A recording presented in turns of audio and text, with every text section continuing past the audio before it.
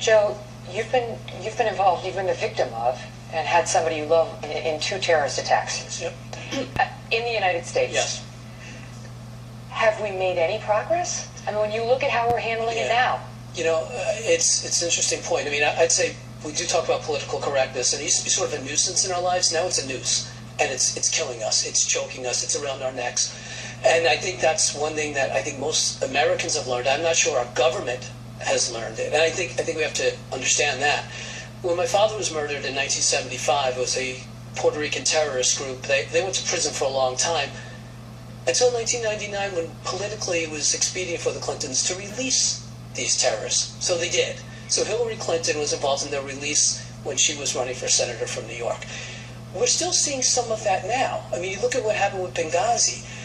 You look about how terrorism has been used for politics. And what you said is, in a lot of ways, we've learned nothing.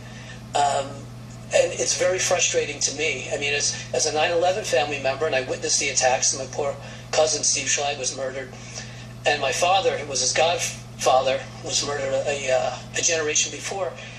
You know, I see that we did come together for a while after 9/11, and we went to war to avenge that attack. And then I look what happened with my father, and we released those terrorists, and it was all for political reasons. So I still struggle with this dichotomy between how we have fought a war on one hand, but how we pander and give in to the politics on the other. And it's disgraceful. We should be way further along in our war against terrorists now than we are. The question is whether